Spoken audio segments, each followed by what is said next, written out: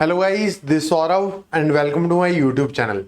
Today we shall be doing the Unit 2 of your Class 12 NCERT Legal Studies book. The chapter's name is Alternative Dispute Resolution ADR in India. It is basically outside court settlement. ADR का मतलब ये होता है कि आप court के बाहर जाके अपने मामले को सेटल करवा रहे हो. कोई भी डिस्प्यूट है वो कोर्ट के बाहर सेटल हो रहा है, भले ही वो आर्बिट्रेशन हो, मीडिएशन हो, कंसिलिएशन हो, नेगोशिएशन हो, कोई भी चीज हो, इन सारी चीजों को ADR कहते हैं और ये सारी की सारी चीजें आपको इस चैप्टर के अंदर समझाई हुई है. We are presently doing a one shot revision series for your CBSE board 2026 examination. जो आपका एग्जाम है CBSE बोर्ड का लीगल स्टडीज का क्लास 12 वाला, वो 10 अप्रैल को शेड्यूल्ड है 2026 में. ठीक है, पहले वो 3 मार्च को शेड्यूल्ड था बट उसको थोड़ा सा चेंज करना पड़ा जस्ट बिकॉज कि 3 मार्च को होली पड़ गई थी. So we got ample amount of time to prepare और I guess most of the बच्चे जो ये पेपर दे रहे हैं वो ह्यूमैनिटीज बैकग्राउंड से बिलोंग करते होंगे.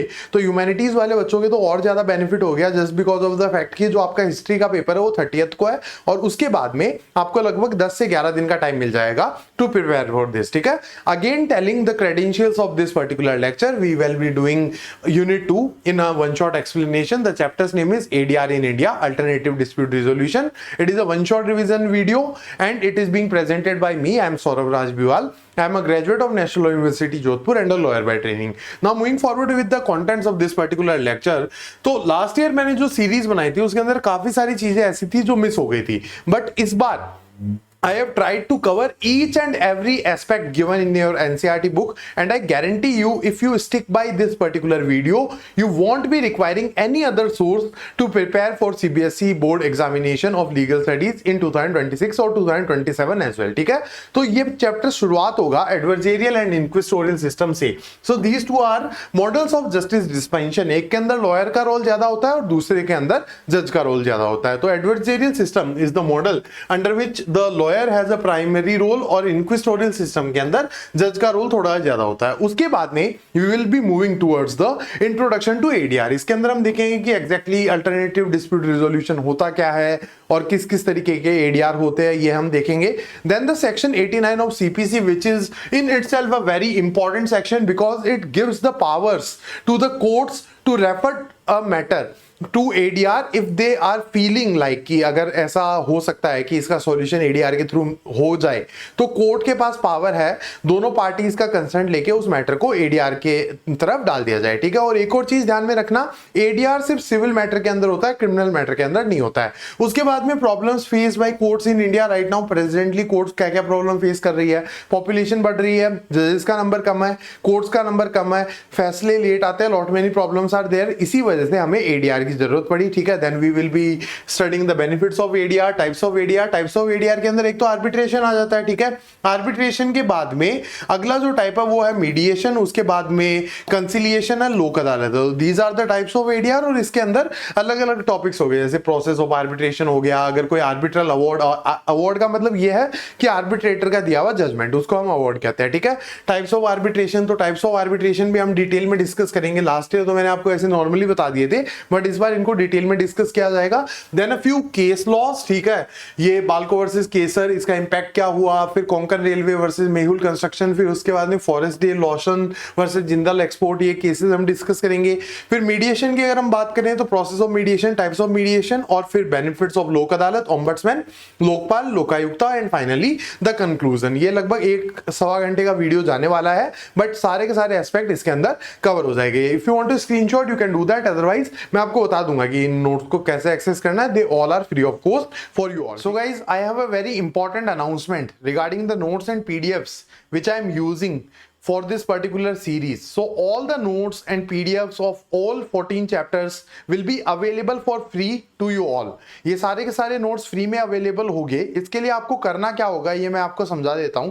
या तो आपको हमारा एंड्रॉइड एप्लीकेशन डाउनलोड करना है, दैट इज क्लैटमैक्स. ठीक है, आप नॉर्मल क्लैटमैक्स भी लिखोगे तो आपको गूगल प्ले स्टोर के ऊपर आपको हमारा एंड्रॉइड ऐप मिल जाएगा. ठीक है, उसके अलावा अगर आपको ऐप का लिंक नहीं मिल रहा है, अगर आप ऐप को एक्सेस नहीं कर पा रहे हो तो you can simply visit our website that is www.clatmax.com और उसके ऊपर आपको ऐप का लिंक भी मिल जाएगा और इन नोट्स का एक्सेस भी मिल जाएगा. Along with this, we have one another offer for you all, that all the students who are giving their board examination for legal studies will get 20 free tests from our side on our Android application.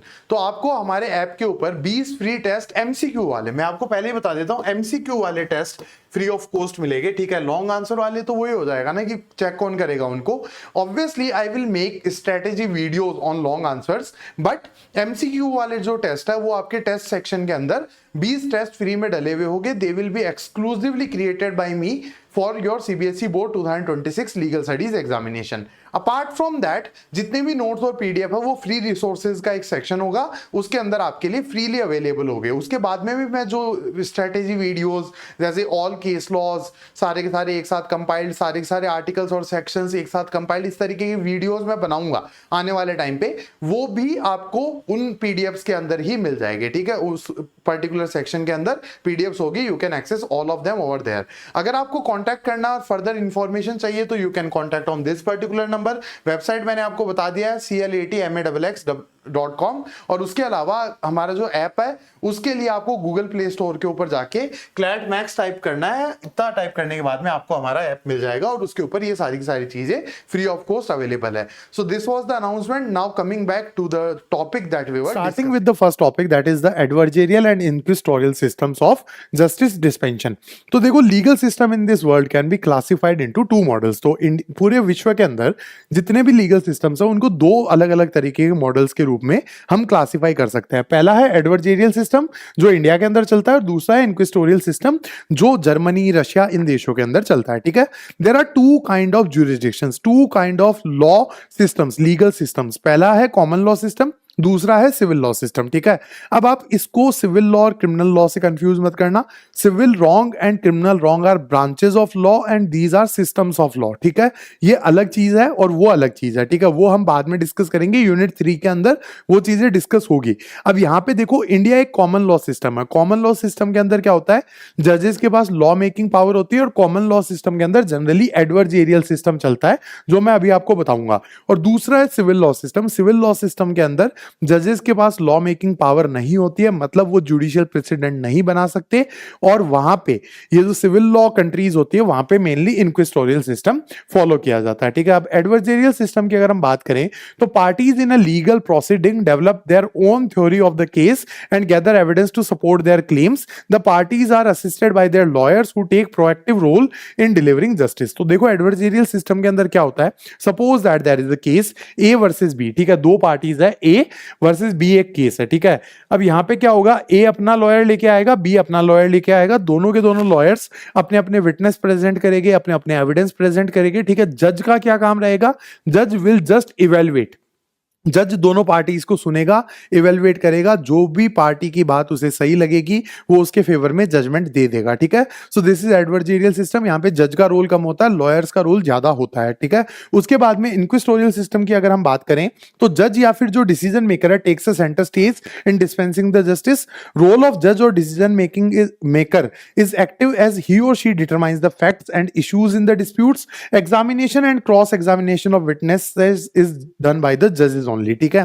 तो इंक्विजिटोरियल system के अंदर देखो क्या होता है कि जज जो है वो एक सेंटर स्टेज रखता है, विटनेसेस का एग्जामिनेशन और क्रॉस एग्जामिनेशन, मतलब क्वेश्चनिंग और क्रॉस क्वेश्चनिंग जज करता है। उसके अलावा एविडेंस वगैरह मंगवाना, पुलिस के साथ मिलके काम करना, ये सारे के सारे काम जज करता है, ठीक है। इंक्विजिटोरियल सिस्टम फॉलो किया जाता है सिविल लॉ कंट्रीज के अंदर। एग्जांपल है Russia, Germany. Civil law countries के अंदर जजेस जो है वो कोर्ट के अंदर एक बहुत प्रोएक्टिव रोल निभाते हैं, लेकिन उनके पास लॉ मेकिंग पावर नहीं होती है। जबकि एडवर्जेरियल सिस्टम की हम बात करें तो जजेस का जो रोल है वो काफी कम होता है, they are merely an evaluator, लेकिन जो उनके जजमेंट की वैल्यू है वो बहुत ज्यादा होती है। Their judgement becomes a judicial precedent, जैसे Kesavananda Bharati versus State of Kerala के अंदर हुआ था। 1973 का केस है, basic structure doctrine Supreme Court of India ने उसी के अंदर ले डाउन किया था, ठीक है। इंडिया के अंदर एडवर्जेरियल सिस्टम चलता है, India is a common law jurisdiction, और यहाँ पे लॉयर्स का रोल कोर्ट के अंदर ज्यादा होता है, लेकिन जो जजेस का जजमेंट है उसकी वैल्यू एक प्रेसिडेंशियल वैल्यू या फिर एक लॉ की वैल्यू रखती है। आई गेस ये दोनों सिस्टम आपको समझ में आ गए होंगे।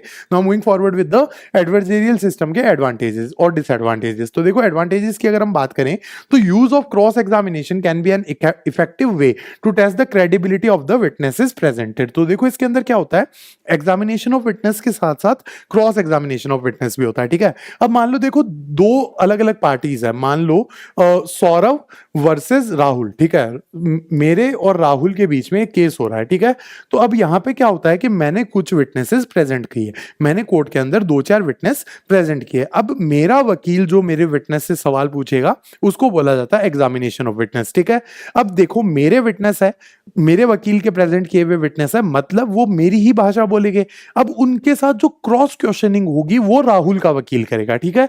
तो यहां पे देखो क्रॉस एग्जामिनेशन ऑफ विटनेस जो है वो एडवर्जेरियल मॉडल के अंदर बहुत इफेक्टिव वे होता है विटनेसेस की क्रेडिबिलिटी को टेस्ट करने का, ठीक है।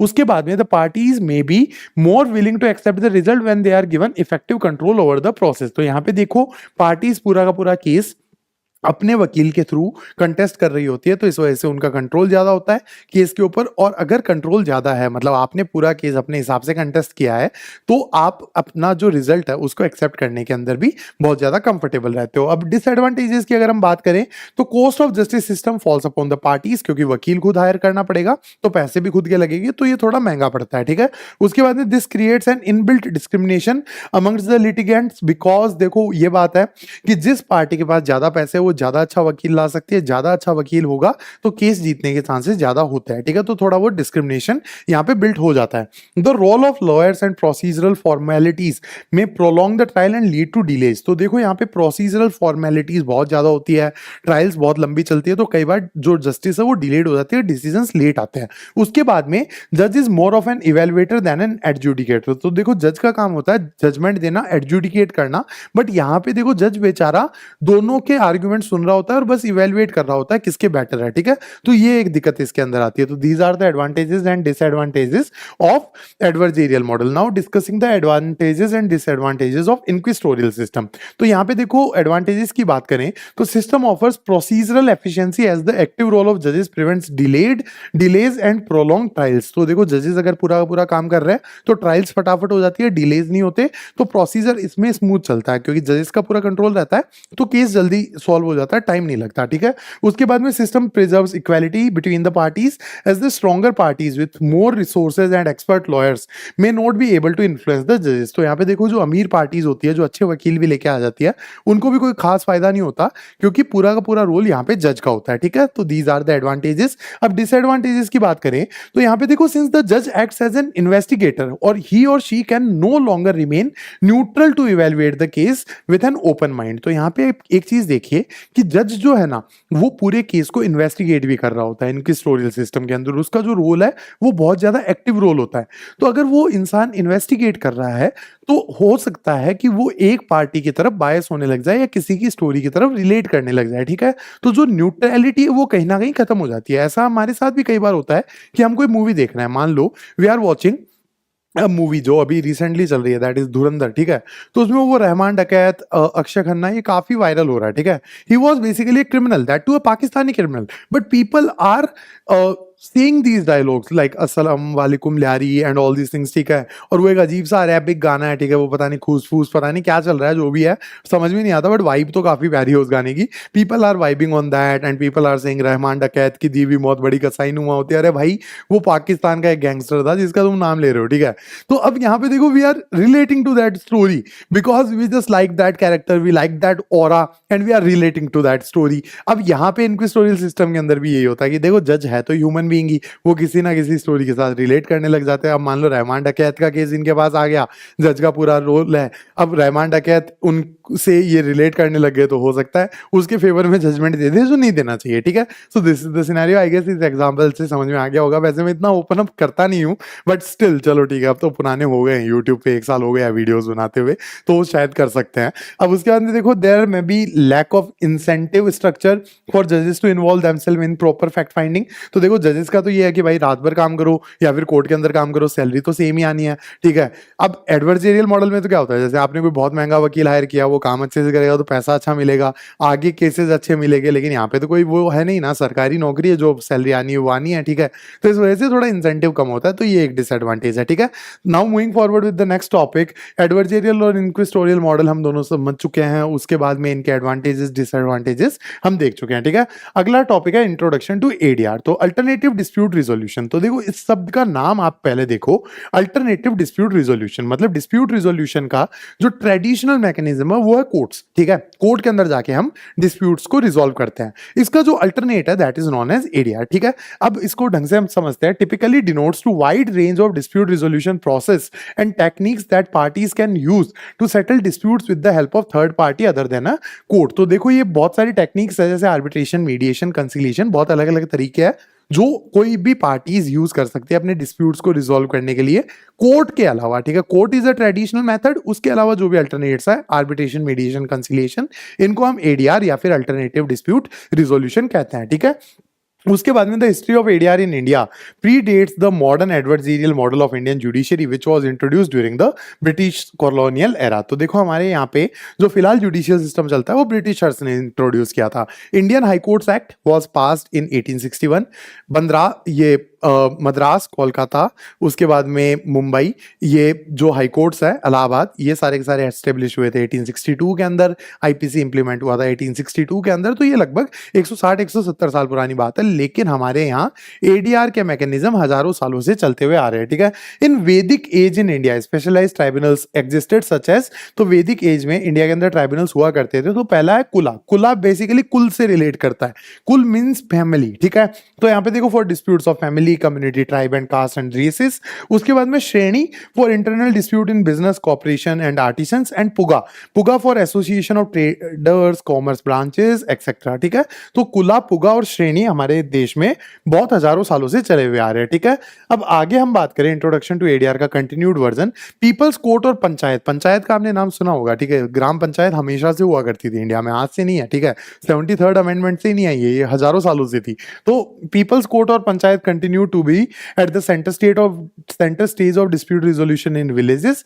ADR which at one point of time was considered a voluntary action on the part of the parties has now obtained statutory recognition with the enactment of a law named Arbitration and Conciliation Act of 1996 and Legal Services Authorities Act of 1987। तो देखो ADR जो है एक time पे तो देखो ऐसे माना जाता था कि भाई मतलब वॉलंटरी है, लेकिन आज के डेट में इसको स्टैट्यूटरी रिकॉग्निशन मिला हुआ है। पहला तो arbitration and conciliation act of 1996, इसके अंडर आर्बिट्रेशन, मीडिएशन, कंसिलिएशन, इनको लीगल वैलिडिटी मिलती है। 1996 में ये लॉ पास किया था।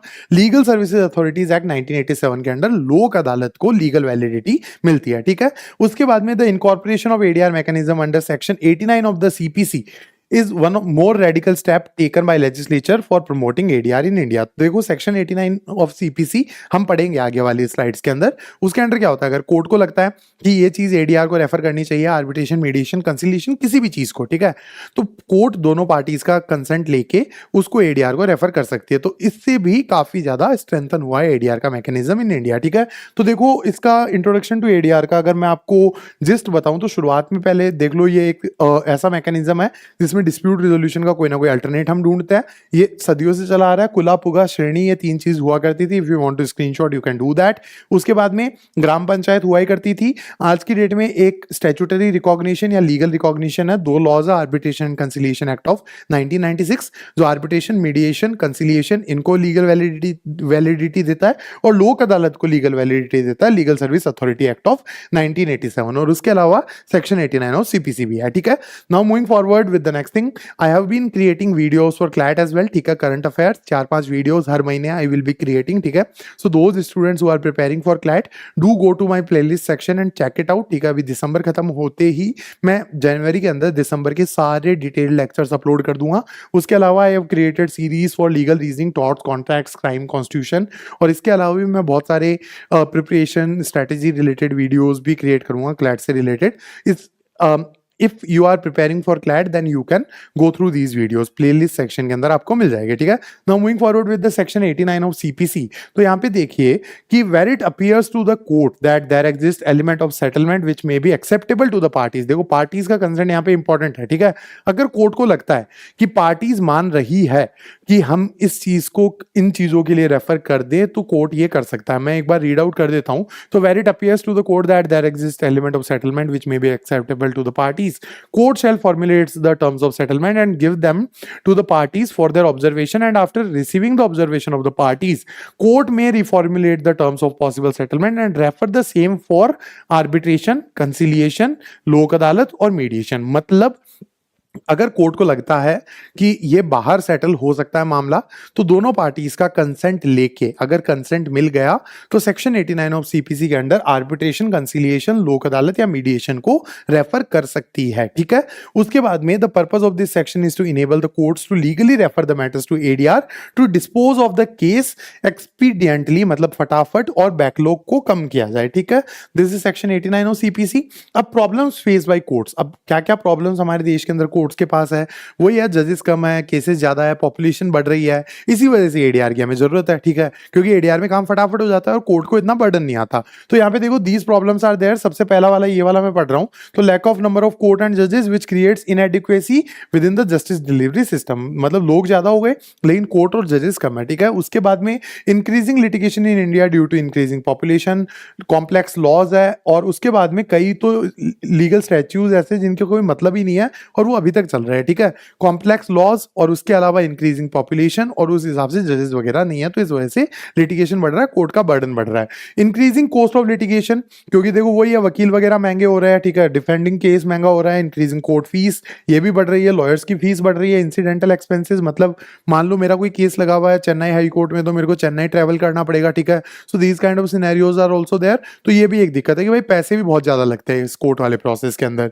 Delay in disposal of cases resulting in huge pendency in all the courts, बहुत ज्यादा टाइम लगता है केसेस को सॉल्व होने में, इस वजह से पेंडेंसी हर कोर्ट के अंदर बहुत ज्यादा, कोई हाई कोर्ट उठा लो, कोई डिस्ट्रिक्ट कोर्ट उठा लो, सुप्रीम कोर्ट उठा लो, हर जगह बहुत ज्यादा पेंडेंसी है, ठीक है। So these are the problems face by the courts. If you want to screenshot you can do that. Now benefits of ADR, अब इन प्रॉब्लम्स को सॉल्व करने के लिए कहीं ना कहीं एडीआर काम आता है। It is not an absolute solution, but कहीं ना कहीं थोड़ा बहुत ये काम आ जाता है, ठीक है। तो देखो बेनिफिट्स ऑफ एडीआर, सबसे पहले it is less time consuming, less costly than litigation, पैसा कम लगता है। अमीर लोग आर्बिट्रेशन करवाते हैं, तो अब मुकेश अंबानी आर्बिट्रेशन के लिए जा रहे हैं तो उनके लिए 20, 30, 50 लाख कोई महंगा काम नहीं है। और हमारे जैसे लोग, हम लोक अदालत के लिए जा सकते हैं। आप में से कोई अमीर होगा तो भाई बुरा मत मानना, ठीक है। मेरे जैसे लोग जो है, हम लोक अदालत के लिए जा सकते हैं, तो हमें लोक अदालत फ्री ऑफ कॉस्ट अवेल हो जाता है, ठीक है। उसके बाद में it is free from technicalities of court as informal ways are applied, ठीक है। तो कोर्ट की टेक्निकलिटी इसके अंदर नहीं लगती, इनफॉर्मल वेज होते हैं, तो फटाफट काम हो जाता है कोर्ट के अंदर। तो देखो सारे प्रोसीजर फॉलो करने पड़ते हैं, यहाँ पे ऐसी कोई नीड नहीं है। उसके बाद में it can be use any time even when the dispute is pending before the court. तो सेक्शन 89 ऑफ सीपीसी क्या कहता है कि अगर केस चल भी रहा है और कोर्ट को लगता है कि इसे रेफर कर दो, तो वो रेफर कर सकते हैं एडीआर को, ठीक है। तो ये कभी भी यूज किया जा सकता है, भले ही केस कोर्ट के पास चल रहा है या नहीं चल रहा है, ठीक है। उसके बाद में it is more convenient for the parties who can choose the time and place and procedure for conducting the ADR. तो देखो पार्टीज के लिए कन्वीनियंट है, क्योंकि पहले तो वो चूज कर सकते हैं, लोक अदालत में जाना है, आर्बिट्रेशन में जाना है, मीडिएशन में जाना है, कंसिलिएशन में जाना है। उसके बाद में टाइम, प्लेस, अब कोर्ट के अंदर तो क्या होता है, जैसे मान लो आपको बेंगलोर हाई कोर्ट के अंदर अपीयर होना है, इस डेट को अपीयर होना है, इस टाइम पे अपीयर होना ही है, ठीक है, कोई ऑप्शन नहीं है। लेकिन एडीआर में यू आर फ्लेक्सिबल, दोनों पार्टीज मिलकर डिसाइड कर लो और अपने हिसाब से जो चीज अच्छी लगे उस हिसाब से उसे सॉल्व करवा लो, ठीक है। उसके बाद में if the dispute is technical in nature, parties have the opportunity to select expert who possess the relevant legal and technical expertise. तो कई बार क्या होता है कि कई डिस्प्यूट्स ऐसे आ जाते हैं जो थोड़े टेक्निकल इन नेचर है। जैसे मान लो कि मेरा कोई कंपनी लॉ का डिस्प्यूट आ गया और मेरे को केस फाइल करना है, और वो केस गया डिस्ट्रिक्ट कोर्ट के अंदर। डिस्ट्रिक्ट कोर्ट के अंदर जो जज बैठा उसने जिंदगी भर क्रिमिनल लॉ से डील किया, उसको कंपनी लॉ का नॉलेज ही नहीं है। लेकिन अगर मान लो मेरे को आर्बिट्रेशन कराना है, तो I can appoint an arbitrator who is expert in company law, ठीक है। So this is also one of the benefit कि हम एक्सपर्ट्स को अपॉइंट कर सकते हैं। और उसके बाद में it is interesting to note that ADR provides the flexibility to even refer disputes to non lawyers. इसके अंदर जरूरी नहीं है लॉयर्स के पास जाए, मीडिएटर नॉन लॉयर भी हो सकता है। ये राम मंदिर वाला डिस्प्यूट था ना, इसके अंदर कोई पंडित है श्री श्री रविशंकर नाम से, ठीक है, है, उनको एक बार मीडिएटर बनाया था सुप्रीम कोर्ट ऑफ इंडिया ने, तो वो कोई लॉयर थोड़ी है, but still they can be mediators, ठीक है। So these are the benefits of ADR, अगर स्क्रीनशॉट करना आप कर सकते हो। Now moving forward, types of ADR, तो देखो एडीआर के टाइप्स के अंदर सबसे पहले आर्बिट्रेशन है, मीडिएशन है, कंसिलिएशन है, नेगोशिएशन और लोक अदालत, ठीक है। ये 5 तरीके के एडीआर है। आज हम मेनली आर्बिट्रेशन डिस्कस करेंगे, बाकी के ये जो 4 है वो हम अगले पार्ट के अंदर डिस्कस कर लेंगे, ठीक है। अब यहाँ पे देखिए आर्बिट्रेशन की बात करते हैं हम, तो आर्बिट्रेशन का मीनिंग सबसे पहले देखते हैं। तो ये रोमन लॉ से निकाला हुआ वर्ड है, ठीक है। इसका जो ओरिजिन है it comes from the nomenclature of Roman law. उसके बाद में it is a private arrangement of taking disputes to a less adversarial, less formal and more flexible forum and abiding by judgement of selected person instead of carrying it to the established courts of justice. तो देखो basically arbitration एक private court है, समझ गए। Judgement जो है उसको हम अवार्ड कहते हैं, कोर्ट के जजमेंट को तो हम जजमेंट कहते हैं, इनके जजमेंट को हम अवार्ड कहते हैं। अवार्ड बाइंडिंग होता है, ठीक है, मानना ही पड़ेगा, it is a private court, ठीक है। अब उसके बाद में देखो law relating to arbitration is contained in the arbitration and conciliation act of 1996। ये 25 जनवरी 1996 को फोर्स में आया था। ये पॉइंट एमसीक्यू के हिसाब से इंपॉर्टेंट हो सकता है, इसको आप नोट डाउन कर लेना, ठीक है। It provides for domestic arbitration, international commercial arbitration and also enforcement of foreign arbitral award. तो अगर मान लो कोई पार्टीज फॉरेन में जाके भी, विदेश में भी आर्बिट्रेशन करवाती है तो वो भी इंडिया के अंदर एनफोर्सेबल होगा। ये आजादी भी ये लॉ हमें देता है, ठीक है। इंटरनेशनल कमर्शियल आर्बिट्रेशन भी इंडिया के अंदर बाइंडिंग है, ठीक है। Part 2 of arbitration and conciliation act ये कहता है। बाल्को वर्सेस केसर केस जब हम पढ़ेंगे तो उसके अंदर हम ये डिस्कस करेंगे, ठीक है। It is largely influenced by United Nation Commission on International Trade Law, UNCITRAL model law, ठीक है। तो देखो ये जो आर्बिट्रेशन वगैरह के लॉज है ना, इसमें इंटरनेशनल ट्रेड भी कहीं ना कहीं इन्वॉल्व होता है। तो एक रिक्वायरमेंट आती है कि ये जो लॉज है वो पूरे इंटरनेशनली यूनिफॉर्म होने चाहिए, ठीक है। तो यूनाइटेड नेशंस ने एक मॉडल लॉज बनाए 1985 के अंदर और सारे देशों को टाइम दिया कि इसके हिसाब से अपने लॉज को ड्राफ्ट कर लो, ठीक है। इंडिया ने इसके हिसाब से अपना arbitration and conciliation act draft किया है, ठीक है। तो ये भी एमसीक्यू के हिसाब से इंपॉर्टेंट है कि हमारा जो आर्बिट्रेशन एंड कंसिलिएशन एक्ट है वो किसके ऊपर इन्फ्लुएंस्ड है, दैट इज यूनिसिटरल मॉडल लॉज, ठीक है। So this is it for arbitration. Now moving forward, process की बात करते हैं। आर्बिट्रेशन का प्रोसेस कैसे चलता है, तो देखो पहला स्टेप है नोटिस, ठीक है।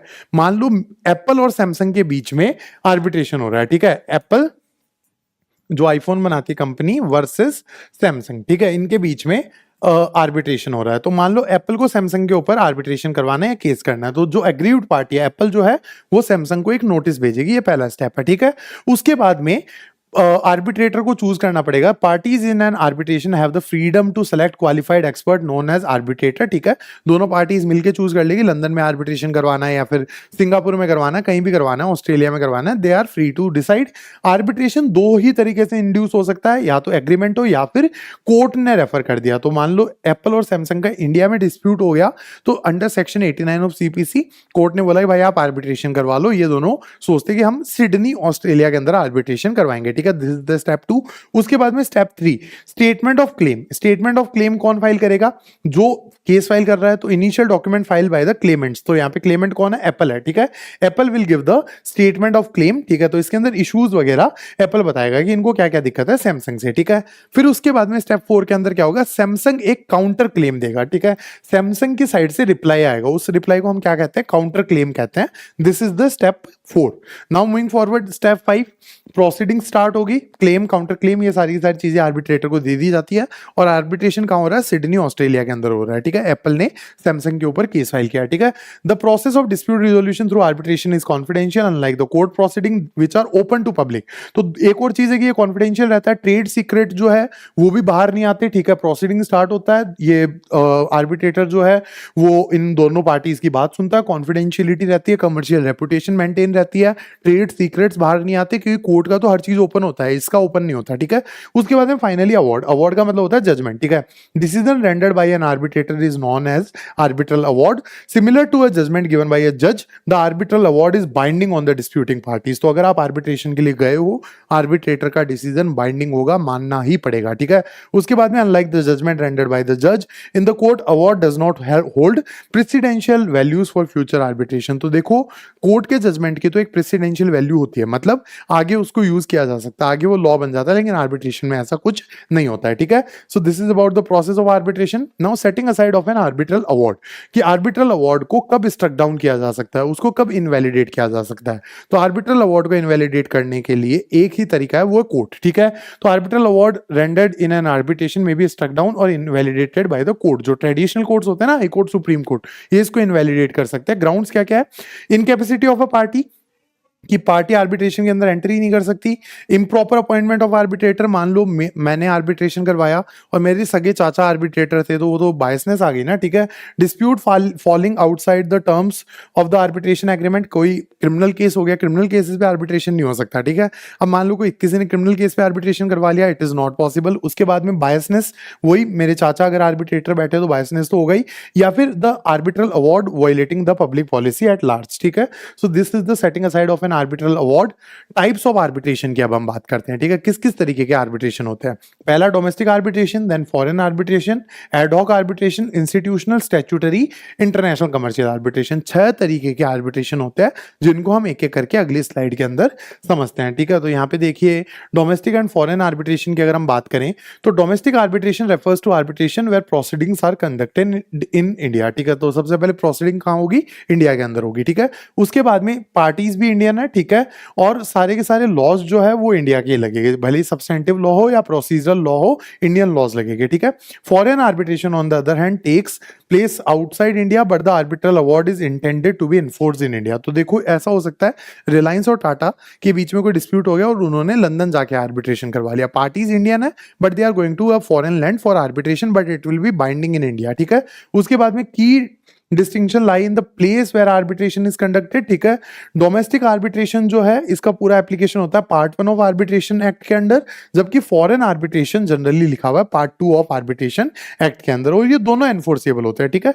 दोनों अवार्ड जो है, दोनों जजमेंट जो है वो मानने ही पड़ेंगे, ठीक है। अब एडहॉक, इंस्टीट्यूशन, स्टैट्यूटरी और इंटरनेशनल कमर्शियल आर्बिट्रेशन की अपन बात करें तो एडहॉक आर्बिट्रेशन के अंदर क्या होता है कि किसी इंस्टीट्यूशन का इन्वॉल्वमेंट नहीं होता, ठीक है। अब यहाँ पे क्या पार्टीज अपने हिसाब से कोई भी आर्बिट्रेटर को अपॉइंट कर लेती है, इसके अंदर कोई इंस्टीट्यूशन इन्वॉल्व नहीं है, ठीक है। बेसिकली ये है कि मतलब मान लो कि मेरे को आर्बिट्रेशन करवाना है, मैं 2 वकीलों के पास गया, उन्होंने बोला हमें ये काम आता है, हमने उन्हें अपॉइंट कर लिया, ठीक है। इस तरीके से एक प्राइवेट अरेंजमेंट, ठीक है, इंस्टीट्यूशन नहीं है। इंस्टीट्यूशनल आर्बिट्रेशन के अंदर क्या होता है, देखो यार, एक इंस्टीट्यूशन होते हैं जैसे London centre of international arbitration, ठीक है, LCIA।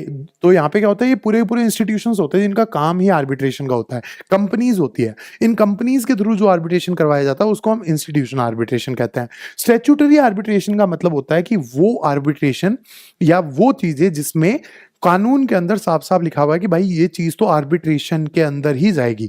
जैसे एक इंडियन डिफेंस एक्ट बना हुआ है 1971 का, उसके अंदर जितने भी डिस्प्यूट होते हैं वो सिर्फ आर्बिट्रेशन में जाता है, ठीक है। दैट इज स्टैट्यूटरी आर्बिट्रेशन, मतलब कंपलसरी है, लॉ में ही लिखा हुआ है, ठीक है। And finally international commercial arbitration involves at least one foreign party and specifically defined under section 2 clause 1 clause F of arbitration and conciliation act. एक फॉरेन पार्टी और बाहर होता है ये देश के, ठीक है। उसके बाद में अब कुछ केस लॉज है। पहला केस है बाल्को वर्सेस केसर। तो इसके अंदर देखो क्या हुआ था, बेसिकली इंटरनेशनल कमर्शियल आर्बिट्रेशन से रिलेटेड ये केस है। इस केस से पहले एक केस हुआ था named Bhatia international versus bulk trading. इसके अंदर SC बोले तो supreme court held that part 1 of the arbitration and conciliation act applied even to the foreign seated arbitration. मतलब part 1 of arbitration and conciliation act है ना, वो डोमेस्टिक आर्बिट्रेशन से deal करता है, लेकिन सुप्रीम कोर्ट ने इस केस में क्या बोल दिया कि जो फॉरेन आर्बिट्रेशन हो गए उस पे भी पार्ट 1 अप्लाई होगा। मतलब इंडियन कोर्ट्स उसको रिवर्स कर सकते हैं, इंडियन कोर्ट्स की उसके ऊपर पावर है, ये सुप्रीम कोर्ट ने कहा था भाटिया इंटरनेशनल केस के अंदर, ठीक है। In BALCO versus Kaiser disputes between the parties were arbitrated in London under English law, ठीक है। तो बाल्को वर्सेस केसर के अंदर दोनों पार्टीज के बीच में कोई डिस्प्यूट हुआ, दोनों ने आर्बिट्रेशन को चूज किया, लंदन के अंदर आर्बिट्रेशन हुआ, ठीक है, और लंदन के इंग्लिश लॉज के हिसाब से आर्बिट्रेशन हुआ, ठीक है। Despite this Balco challenge the award, Balco के खिलाफ डिसीजन आ गया होगा और इंडियन कोर्ट के अंदर चैलेंज कर दिया सेक्शन 34 और सेक्शन 9 के अंडर इंटरिम रिलीफ मांग लिया कि भाई इस आर्बिट्रल अवार्ड को साइड हटाओ, ठीक है, क्योंकि इनके खिलाफ जजमेंट आ गया था। बाल्को ने इंडिया में से चैलेंज कर दिया। द मेन लीगल इशू, ये इंपॉर्टेंट है ये वाली line, was whether Indian court could exercise jurisdiction over foreign seated arbitration. कि क्या इंडियन कोर्ट का जुरिस्डिक्शन है फॉरेन आर्बिट्रेशन के ऊपर, ये एक क्वेश्चन था, ठीक है। Supreme court over ruled the भारतीय इंटरनेशनल डॉक्ट्रिन, तो इस केस के अंदर जो डॉक्ट्रिन आया था ना उसको ओवर रूल कर दिया सुप्रीम कोर्ट ने, ठीक है, बोला कि ये गलत है, और ये बोला part 1 of the arbitration act applies only on the arbitration seated in India, जो आर्बिट्रेशन इंडिया में होगा ना उन्हीं पे अप्लाई होगा और कहीं अप्लाई नहीं होगा, ठीक है। The court distinguished between part 1 domestic arbitration and part 2 foreign arbitration award, they are separate field, ठीक है। तो कोर्ट ने ये बोला कि पार्ट 1 डोमेस्टिक आर्बिट्रेशन की बात करता है, पार्ट 2 की बात करता है फॉरेन आर्बिट्रेशन की, ये दोनों अलग अलग चीजें हैं, ठीक है। The supreme court clarified crucial difference between seat and venue, ठीक है। वेन्यू देखो कुछ भी हो सकता है, सीट का मतलब ये है कौन सा लॉ लगेगा, ठीक है। तो यहाँ पे सीट ऑफ आर्बिट्रेशन लंदन था, बोले तो लंदन के लॉज लगेंगे और इंडियन कोर्ट का जुरिस्डिक्शन उसके ऊपर नहीं होगा, ठीक है। अब आगे हम देखते हैं इंपैक्ट इसका क्या आया। तो court held that the supreme court held that Indian courts can not grant interim relief under section 9 when the seat of arbitration is outside India. It strengthened the party autonomy and reduce judicial interference, ठीक है। However the practical difficulties led to, एक amendment भी हुआ था, ठीक है, इसकी वजह से एक अमेंडमेंट करना पड़ा 2015 में, सेक्शन 2 क्लॉज 2 को अमेंड किया गया, which allowed Indian courts to grant interim relief even in foreign seated arbitrations unless expressly excluded by the parties. तो जब तक अगर मान लो पार्टीज ने एक्सप्रेसली बोल दिया कि इंडियन कोर्ट्स का इंटरफेरेंस नहीं चाहिए तो नहीं होगा, और अगर पार्टीज ने बोला कि इंटरफेरेंस चाहिए तब हो सकता है। तो ये एक अमेंडमेंट भी हुआ था, ठीक है। Now moving forward with the next thing, that is Konkan railway versus Mehul construction, 2000 के अंदर ये केस हुआ था। In this case the supreme court emphasise on the need of arbitration due to increasing global trade and delays in traditional court litigation. तो court ने ये बोला कि आर्बिट्रेशन को चूज करना चाहिए क्योंकि एक तो केसेस बढ़ रहे हैं, टाइम लगता है, और आर्बिट्रेशन में काम जल्दी हो जाता है, ठीक है। उसके बाद में court observe that ADR mechanism are essential for speedy settlement of commercial disputes. It highlighted that arbitration reduces the court burden and ensures efficiency. तो आर्बिट्रेशन से एफिशिएंसी बढ़ती है, जल्दी जजमेंट आता है और कोर्ट का बर्डन भी कम होता है, ठीक है। तो इसके पीछे का लेजिस्लेटिव इंटेंट भी सामने आया कि भाई आर्बिट्रेशन एंड कंसिलिएशन एक्ट हमने क्यों बनाया है, ताकि क्विक और इफेक्टिव और बिजनेस फ्रेंडली डिस्प्यूट रिजोल्यूशन हो सके। तो कोर्ट ने ये बोला कि ज्यादा से ज्यादा आर्बिट्रेशन को यूज करना चाहिए, ठीक है। फिर उसके बाद में Fuerst Day Lawson versus Jindal exports. तो supreme court held that the primary objective of arbitration act is to provide a speedy alternative to the prolong litigation. Same सी बात है, ठीक है। उसके बाद में court stated that the provision of act must be interpreted to avoid unnecessary procedural delays, ठीक है। तो आर्बिट्रेटर्स को भी ये ध्यान रखना चाहिए कि फटाफट डिस्प्यूट रिजोल्यूशन करें, क्योंकि आर्बिट्रेशन कंसिलिएशन एक्ट बनाया ही इसी वजह से गया था, ठीक है। It stress that excessive judicial intervention defeats the purpose of arbitration. Courts को इंटरफेयर नहीं करना है आर्बिट्रेशन के अंदर ज्यादा।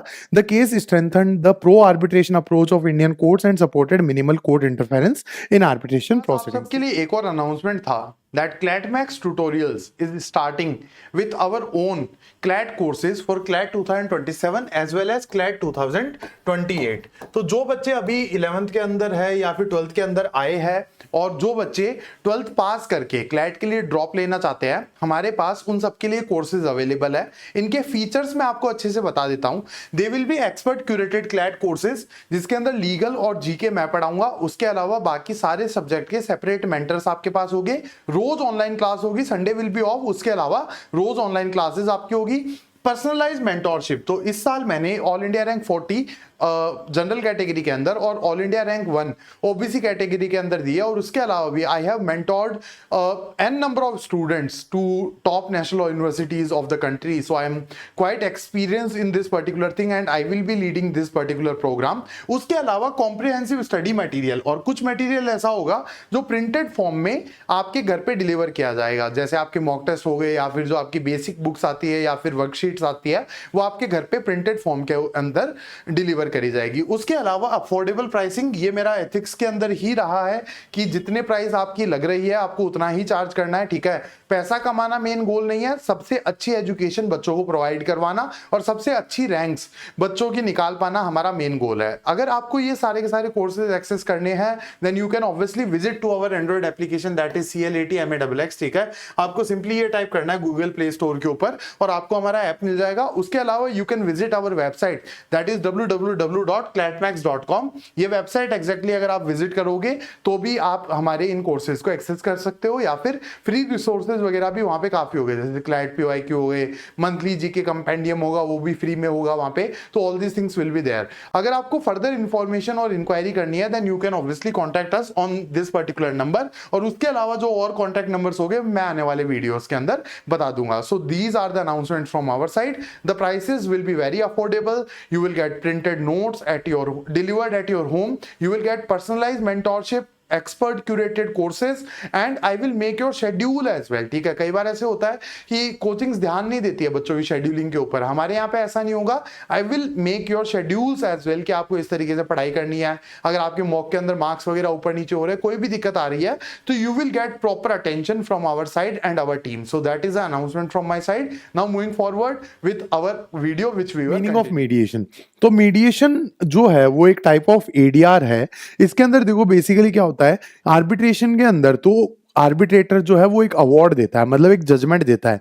मीडिएशन के अंदर जो मीडिएटर होता है he is just a facilitator. ठीक है, he just facilitates the process. Suppose that दो पार्टीज है जो डिस्प्यूट के अंदर है, A and B are the parties who are in dispute and they appoint me Saurabh as a mediator. ठीक है, तो क्या होगा कि मैं जाके बैठूंगा और फिर उसके बाद में रूल्स ऑफ मीडिएशन डिसाइड करूंगा कि जो पूरी मीटिंग है वो किस तरीके से चलेगी, क्या हमारा प्रोसेस रहेगा। ठीक है, उसके बाद में मैं उन पार्टीज की बात कराऊंगा और इस तरीके से ये चलता है। ठीक है, तो ये प्रोसेस वगैरह हम डिस्कस करेंगे, मैंने आपको ऊपर से थोड़ा बहुत बता दिया है। ठीक है, तो mediation is a method of ADR where disputing parties appoint a neutral third party called a mediator. ठीक है, तो सबसे पहले क्या होगा कि जो भी डिस्प्यूटिंग पार्टीज है, दोनों पार्टी जिनके बीच में डिस्प्यूट चल रहा है, वो एक न्यूट्रल थर्ड पार्टी को एज अ मीडिएटर अपॉइंट करेगी। ठीक है, उसके बाद ये mediator assist the parties in reaching voluntary and mutually acceptable settlement. तो मीडिएटर का काम क्या होता है, दोनों पार्टीज को असिस्ट करना ताकि वो एक म्यूचुअली एक्सेप्टेड सेटलमेंट की तरफ पहुंच पाए। ठीक है, दोनों पार्टीज के अच्छे से बात करवाओ, दोनों पार्टीज के बीच में ढंग से नेगोशिएशन करवाओ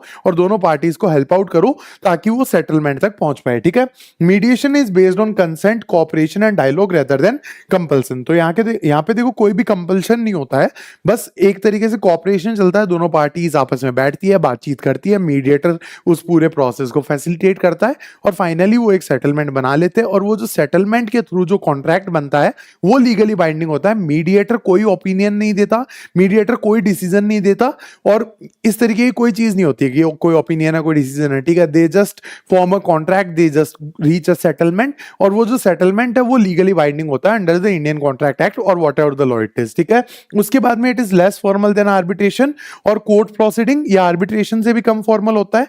उसके बाद में mediation is generally quicker, less costly and confidential. तो यहाँ पे देखो दोनों पार्टीज साथ में बैठ के बात कर रही है, न्यूट्रल थर्ड पार्टी है, न्यूट्रल थर्ड पार्टी जो है वो कॉन्फिडेंशियलिटी भी मेंटेन करती है, ये जल्दी खत्म हो जाता है और कॉस्ट इफेक्टिव भी होता है। ठीक है, अनलाइक आर्बिट्रेशन और litigation the mediator does not impose binding decision, instead the parties themselves decide the outcome. तो यहाँ पे देखो आर्बिट्रेशन के अंदर तो क्या होता है, बेसिकली आर्बिट्रेटर एक अवार्ड देता है, अवार्ड मतलब जजमेंट ही होता है एक तरीके से। ठीक है, that is binding in nature.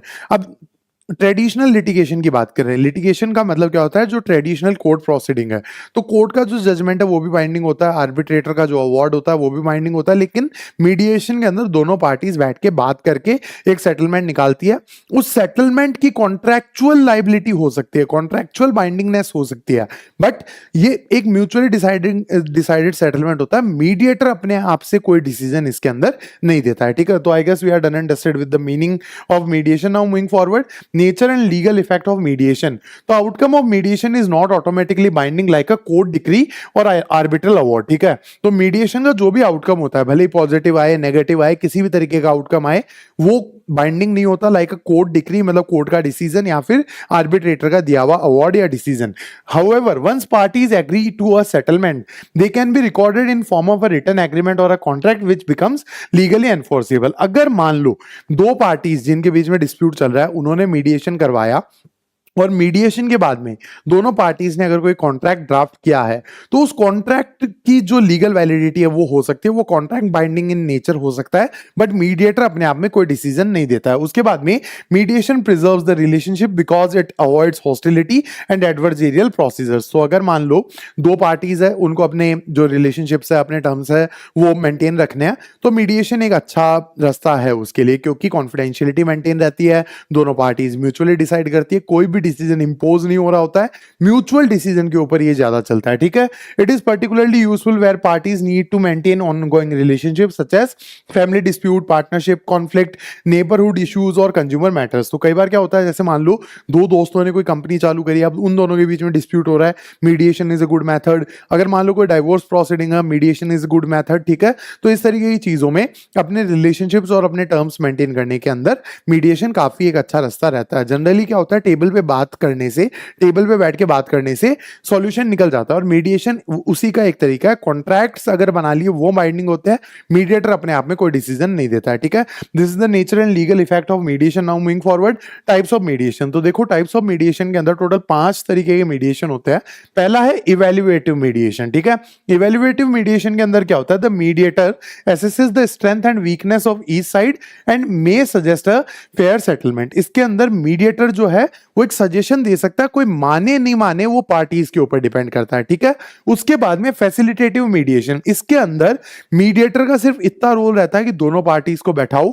अब जैसे मैं आपको एक एग्जांपल बताता हूं, suppose that two disputing parties are there और उनके बीच में कोई मीडिएशन होना, और उन्होंने मेरे को मीडिएटर के रूप में अपॉइंट कर दिया। ठीक है, अब क्या होगा, मैं बोलूंगा अपने बारे में बताऊंगा, my name is Saurav, I have been doing mediation for like 5-6 years, और इन बड़े बड़े केसेस के अंदर मैंने मीडिएशन किया है। उसके बाद में मैं पहली पार्टी को बोलूंगा, पार्टी ए को बोलूंगा कि अपना ओपनिंग स्टेटमेंट दो। उन्होंने अपना ओपनिंग स्टेटमेंट दे दिया, मैंने 4-5 एजेंडा लिख लिए। ठीक है, उसके बाद में मैं पार्टी बी को बोलूंगा कि आप अपना ओपनिंग स्टेटमेंट दो, मैंने 4-5 एजेंडा उससे लिख लिए। ठीक है, फिर अब मैं दोनों पार्टीज को बोलूंगा कि मैंने आप दोनों के ओपनिंग स्टेटमेंट सुने हैं, अब है ना मेरे को ये चीजें समझ में आ रही है, आपको कुछ और ऐड ऑन करना है तो कर दो। ठीक है, पार्टी ए ने बोला कि सर हमें 2-3 चीजें और ऐड ऑन करनी है, तो वो सारे के सारे एजेंडाज हमने डिस्कस कर लिए, फिर एक एक करके हम सारे के सारे एजेंडाज के ऊपर बात करेंगे और कॉन्ट्रैक्ट बनाते रहेंगे। इस तरीके से चलता है ये। ठीक है, तो दिस इज फैसिलिटेटिव मीडिएशन। यहाँ पे मीडिएटर सिर्फ गाइड करता है और दोनों पार्टीज को कम्युनिकेट करने के अंदर हेल्प करता है। ठीक है, ट्रांसफॉर्मेटिव मीडिएशन, ये तीसरा टाइप है। It focuses on empowering the parties and improving the mutual understanding rather than settlement alone. तो कई बार क्या होता है, दोनों पार्टीज के बीच में डिस्प्यूट इतने ज्यादा बढ़ जाते हैं कि वो एक दूसरे से बात करना भी पसंद नहीं करते। ठीक है, तो यहाँ पे क्या, दोनों पार्टीज को आपस में बातचीत करवाना, अच्छे से सेटलमेंट की तरफ लेके जाना, ये ट्रांसफॉर्मेटिव मीडिएशन है।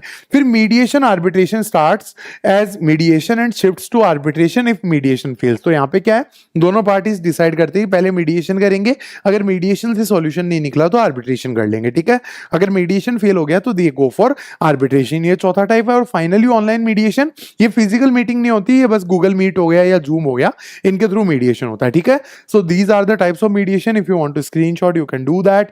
Now moving forward with the process of mediation.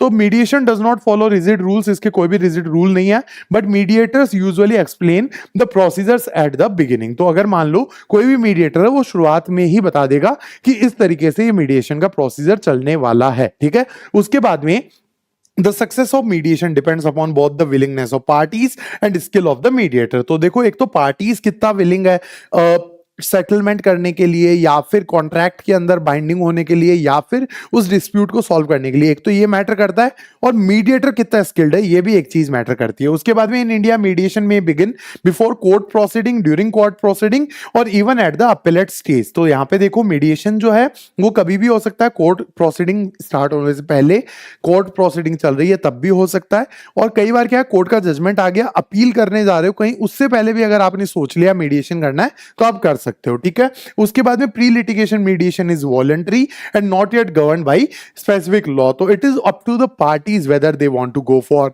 Mediation और नॉट। इसके ऊपर कोई खास लॉ बना हुआ नहीं है, ये ज्यादातर पार्टीज के ऊपर ही डिपेंड करता है। उसके बाद में court referred mediation is recognised under section 89 of the CPC, जो हमने पढ़ा था पार्ट 1 के अंदर।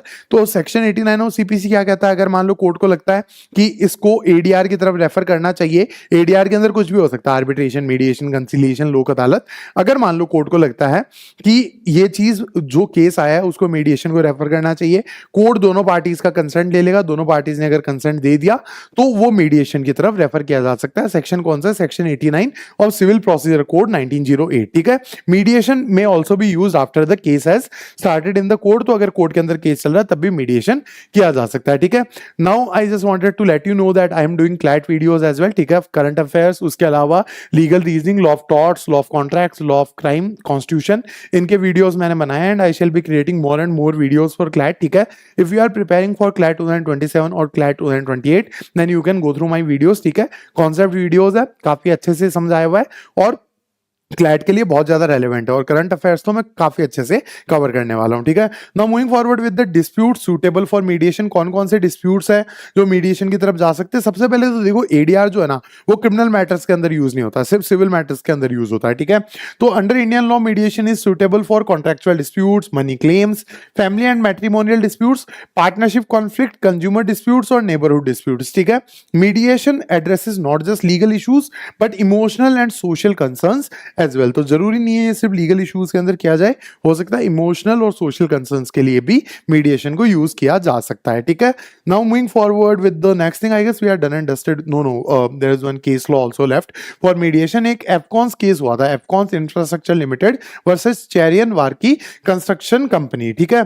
The supreme court clarified the scope of mediation in India, तो इस केस के अंदर, एफकॉन केस के अंदर, पूरे केस का नाम क्या है? Afcon infrastructure limited versus Cherian Varkey construction company. तो इसमें सुप्रीम कोर्ट ने मीडिएशन का स्कोप जो है वो क्लैरिफाई किया। Court held that dispute involving representative suits, election matters, serious criminal offences and cases involving minors और mentally challenged persons are not suitable for mediation. तो ये जो येलो फॉन्ट के अंदर लिखा हुआ है, these cases can not go for mediation, ये सुप्रीम कोर्ट ने साफ साफ बोल रखा है, ठीक है।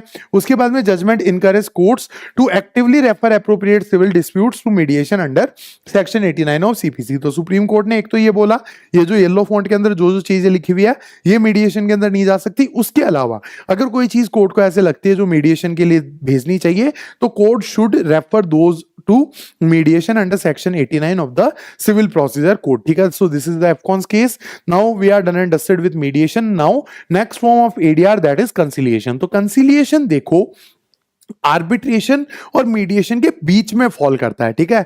आर्बिट्रेशन के अंदर तो क्या होता है कि arbitrator is just like a private court, ठीक है, वो एक अवार्ड देगा, जो जजमेंट है, ठीक है, वो बाइंडिंग होगा। मीडिएशन के अंदर क्या होता है, वो सिर्फ एक फैसिलिटेटर होता है, वो दोनों पार्टीज के बीच में सेटलमेंट करवा रहा होता है। कंसिलिएशन के अंदर जो कंसिलिएटर होता है वो इंटरवीन भी कर सकता है, सजेशंस भी दे सकता है, और अगर पार्टीज उन सजेशंस के ऊपर एग्री कर गए तो वो बाइंडिंग होगी लाइक अ आर्बिट्रल अवार्ड, ठीक है। तो it is mentioned in part 3 of the arbitration and conciliation act. तो ये जो आर्बिट्रेशन एंड कंसिलिएशन एक्ट है इसका पार्ट 1 डील करता है डोमेस्टिक आर्बिट्रेशन से, पार्ट 2 डील करता है फॉरेन आर्बिट्रेशन से, पार्ट 3 डील करता है विद द कंसिलिएशन, ठीक है। Conciliation mean settling of disputes without litigation, बिना कोर्ट के अंदर जाए किसी भी डिस्प्यूट को सेटल करना कंसिलिएशन कहलाता है। उसके बाद में key difference between mediation and conciliation lies in the role of neutral third party. The role of conciliator goes beyond that of mediator, ठीक है। मैंने आपको शुरुआत में बताया था कि यहाँ पे कंसिलिएटर जो है वो एक तरीके से इंटरवीन भी करता है, मीडिएटर इंटरवीन नहीं करता है, ठीक है। कंसिलिएटर में भी interventionalist in the sense that he और she may suggest potential solution to the parties in order to resolve their disputes. तो कई बार क्या होता है, पार्टीज को अगर समझ में नहीं आ रहा तो कंसिलिएटर जो है वो उनको एक सॉल्यूशन भी दे सकता है, ठीक है। If the parties reach agreement on the settlement of the dispute the written statement और agreement will be drawn up and signed by the parties, और इसकी प्रॉपर लीगल वैलिडिटी होगी like a civil court decree और a arbitral award. अब आगे हम पढ़ते हैं। Conciliation also helps out the parties to draw settlement agreement under section 73 clause 2 of arbitration act which is binding under 73 clause 3, ठीक है। तो जो भी सेटलमेंट एग्रीमेंट बनेगा वो बनेगा 73 clause 2 सेक्शन के under, arbitration and conciliation act के अंडर, ठीक है। और इसी लॉ का सेक्शन 73 क्लॉज 3 क्या कहता है कि ये जो सेटलमेंट है वो बाइंडिंग इन नेचर होगा, ठीक है। उसके बाद में the settlement agreement shall have the same status and effect as the arbitral award. तो जो भी सेटलमेंट एग्रीमेंट होगा it shall be binding like an arbitral award. It is also governed by section 89 of the CPC, same जैसे arbitration और mediation में होता है। Process and methods within conciliation have been described in the arbitration and conciliation act. सारे के सारे procedures, methods जो जो यूज होने हैं वो आर्बिट्रेशन एंड कंसिलिएशन एक्ट के अंदर लिखे हुए हैं। इंडस्ट्रियल डिस्प्यूट्स एक्ट, ये एक लेबर लॉ का लॉ है, ठीक है। तो अगर मान लो कोई भी एम्प्लॉय का डिस्प्यूट हो गया अपने एम्प्लॉयर से, तो इंडस्ट्रियल डिस्प्यूट्स एक्ट भी कहता है कि ये कंसिलिएशन के थ्रू सॉल्व किए जा सकते हैं, ठीक है। We are done with the third ADR, that is conciliation. Now moving forward with the fourth one, that is Lok Adalat, ठीक है। तो लोक अदालत देखो आर्बिट्रेशन एंड कंसिलिएशन एक्ट के अंडर नहीं चलती है, they are being governed under the legal service authorities act of 1987, ठीक है, जो ये येलो फॉन्ट के अंदर लिखा हुआ भी है, ठीक है। न्याय और gram panchayat in India were used to settle disputes in centuries, ठीक है। ग्राम पंचायत वगैरह हमारे यहाँ सालों से चल रही है, ठीक है, कोई नया कॉन्सेप्ट तो है नहीं ये। Decisions made by Lok Adalat are considered to be civil court decrees and final and binding, ठीक है। तो they are just like civil courts but less formal, less adversarial, and their decisions are final and binding on the parties, ठीक है। The modern institute of Lok Adalat is presided over by a sitting or retired judicial officer as the chairman, usually two other members, a lawyer and a social worker। तो देखो generally court के अंदर क्या होता है, अदालत जो है कोर्ट के अंदर क्या होता है, एक जज बैठा होता है, इसके अंदर एक रिटायर्ड जज और उसके साथ एक वकील और एक सोशल वर्कर बैठे होते हैं, ये तीन लोग मिलकर डिसीजन लेते हैं, ठीक है। उसके बाद में Lok Adalat has jurisdiction to settle any matter pending before any court या फिर प्री लिटिगेटिव स्टेज, मतलब अगर मान लो कोई केस कोर्ट के अंदर चल रहा है वो भी लोक अदालत के पास जा सकता है, या फिर कोर्ट के अंदर केस नहीं गया है, लिटिगेशन स्टार्ट नहीं हुआ, वो भी लोक अदालत के अंदर जा सकता है। और इसके अंदर कोई भी कोर्ट फीस भी नहीं लगती है, ठीक है, ये फ्री ऑफ कॉस्ट है। तो बेनिफिट ऑफ लोक अदालत के अंदर सबसे पहले देखो नो कोर्ट फीस, और अगर मान लो कोई केस कोर्ट के अंदर चल रहा है और वहां पे आपने कोर्ट फीस पेड कर दी है, ठीक है, और अगर लोक अदालत में जाके डिस्प्यूट सेटल हो गया तो वो कोर्ट फीस भी रिफंड हो जाएगी, ठीक है। उसके बाद में there is no strict application of the procedural laws and the disputing parties can directly interact with जजेस एज वेल, ठीक है। ज्यादा प्रोसीजर फॉलो नहीं होता है इसके अंदर और जजेस के साथ पार्टीज आराम से इंटरेक्ट कर सकती है, ठीक है। उसके बाद में डिसीजन ऑफ लोक अदालत is binding on the parties. सबसे पहली लोक अदालत हुई थी 14 मार्च 1982 को जुनागढ़ गुजरात के अंदर। They have been very successful in settling disputes like motor accident claims, matrimonial and family disputes, labour disputes, या फिर पब्लिक सर्विस से रिलेटेड जो डिस्प्यूट होता है ना, जैसे इलेक्ट्रिसिटी बिल, बैंक रिकवरी और ये सारी की सारी चीजें, इनके अंदर लोक अदालत बहुत ज्यादा सक्सेसफुल रही है, ठीक है। Now moving forward with the next thing, that is ombudsman. Ombudsman is basically a outsider vigilant, ठीक है। मतलब किसी भी डिपार्टमेंट के अंदर कोई भी दिक्कत चल रही होती है तो सरकार या फिर उस डिपार्टमेंट का मालिक या कोई भी ऑफिसर एक विजिलेंट भेजता है, ठीक है। जैसे मान लो कि मेरा कोई कंपनी है, ठीक है, मेरी कोई बहुत बड़ी कंपनी है और मेरे को लगता है कि भाई मेरी कंपनी के हरियाणा ऑफिस के अंदर कोई गड़बड़ चल रही है, ठीक है। मैंने एक इंसान को बुलाया अपने राजस्थान ऑफिस से और उसको बोला कि आप हरियाणा ऑफिस के अंदर जाओ और एज अ क्लर्क काम करो और बताओ, पता करो कि दिक्कत क्या है, करप्शन कहां हो रहा है, ठीक है। इसको हम ऑम्बड्समैन कहते हैं, ठीक है। तो it is of Scandinavian origin, ठीक है। ये जो स्वीडन, डेनमार्क, नॉर्वे है ना, वहां का एक वर्ड है ऑम्ब्रूजनर, ठीक है, वहां से ये वर्ड निकलता है ऑम्बड्समैन। इसका मीनिंग होता है रिप्रेजेंटेटिव, ठीक है। अपॉइंटेड बाय लेजिस्लेटिव, एग्जीक्यूटिव और an organisation. Typical duties of ombudsman are to investigate the complaint and attempt to resolve them, usually through recommendation, ठीक है। तो कंप्लेंट को इन्वेस्टिगेट करो और उनको सॉल्व करने की कोशिश करो, और जो इनके एक तरीके से सजेशन होते हैं वो बाइंडिंग नहीं होते हैं, मतलब मानो तो ठीक है, ना मानो तो ठीक है, ठीक है, इट डिपेंड्स ऑन दैट।